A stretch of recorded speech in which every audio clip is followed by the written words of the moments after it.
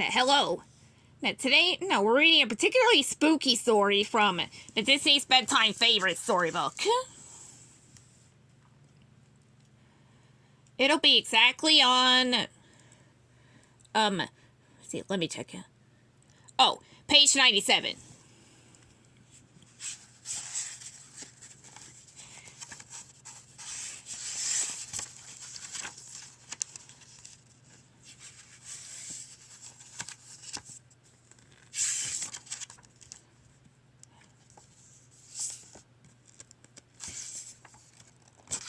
Getting close.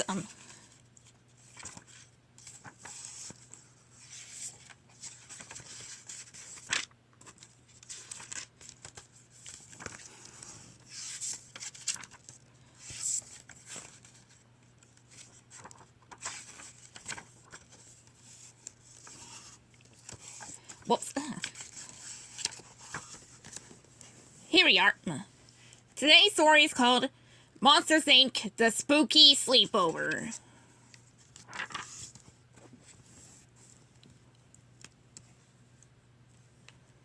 It was a quiet morning at Monsters, Inc., and James P. Sullivan, also known as Sully, was catching up on paperwork.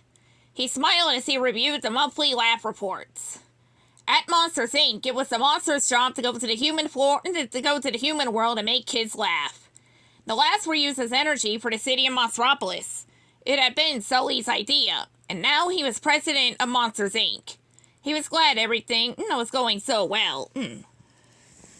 Suddenly, the phone rang. "Hello?" said Sully. "It's dispatch," said the voice on the other end of the line.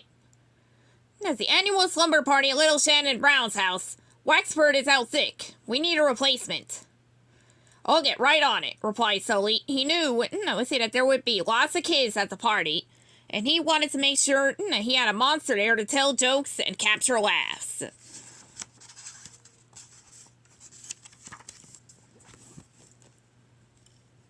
Sully thought about who to send. He wanted to put his best monster on the case. He smiled to himself. Who better for the job than his one-eyed pal, Mike Wazoski?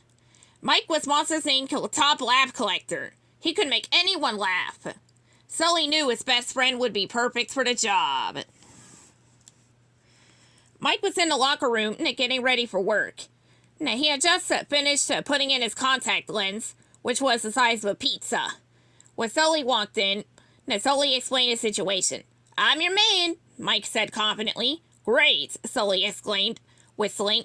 He went back to his office to finish his laugh reports.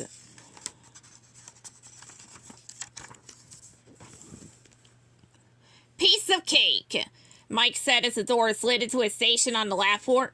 "One joke and I'll collect enough energy for the year." Then Mike opened the door and walked through the closet of Shannon Brown's room. It was empty. Hello?" Mike called. He looked around the room. He peeked under the bed, but there was no one there. Some party, he thought. I wonder where everyone is. Maybe I should go back. Just as Mike had started walking toward the closet, he heard the sound of laughter. "All right, now we are in business," Mike exclaimed. "Kids, prepare to laugh." Just then thunder cracked across the sky, and a flash of lightning lit up the dark room. Mike jumped. If there was one thing he didn't like, it was a thunderstorm. "I'm okay, I'm fine," Mike shouted. Then he ran to the closet door to return to the factory. Mike jiggled the doorknob, but it just opened into the closet, not the laugh floor at Monsters, Inc. There was no way out. Mike soon realized that lightning must have struck the door and broken it. Don't panic, he told himself, his voice shaking. He knew he had to find a slumber party and another closet door. Fast.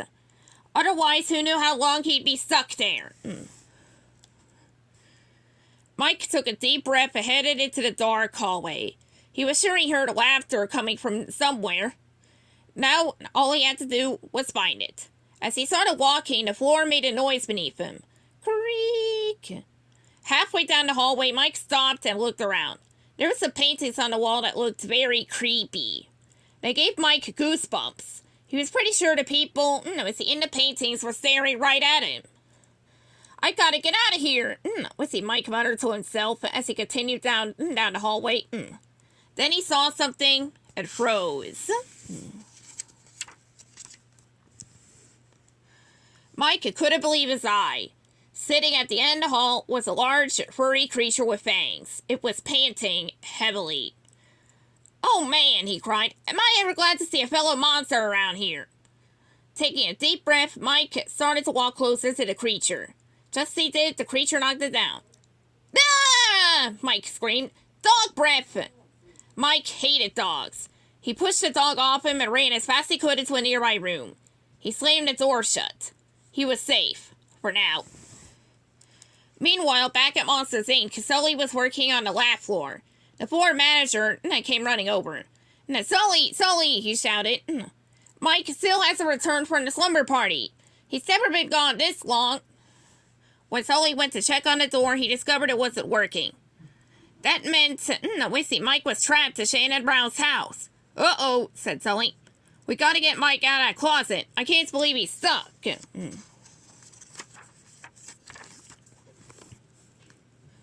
Sully brought in a maintenance crew to figure out how to fix the door. Together, the monsters pulled all the levers and pushed all the buttons on the door to try and get it to open properly. When that didn't work, Sully read the emergency manuals. He and the other monsters tried everything they could. After a few hours, the door made a clicking sound. It was working. Now it would open into a different room at Shannon's house. The monsters cheered.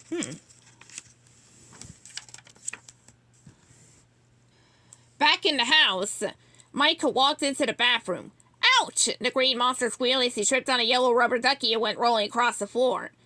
Finally, Mike crashed into the wall and stopped. Then he heard a lot of giggling from down the hall. Mike did not like this assignment, or this house, but he was determined to find the party. So he lifted himself off the floor and followed the laughter. But when he found the right door and opened it, it was quiet. Slowly, Mike entered the dark, silent room. All of a sudden, the light went on. Mike jumped. Shannon Brown and all her friends started roaring with laughter. They thought Mike looked funny sneaking into the room. "Ah!" Mike was so frightened that he couldn't stop yelling. At that exact moment, the closet door opened and Sully burst into the room. When he heard Mike, he started screaming too. Then he and Mike jumped toward each other and huddled together. The girls at the slumber party laughed and laughed.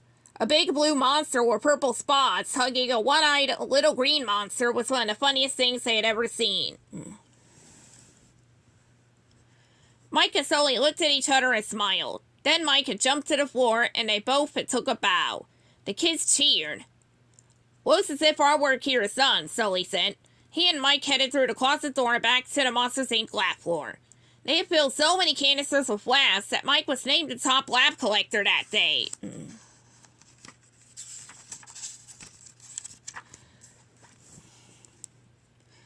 "I was never scared for a second," said Mike, hoping Sully would believe him. "Me neither, Bunny," Sully replied, his big furry fingers crossed behind his back. "Me neither." The end.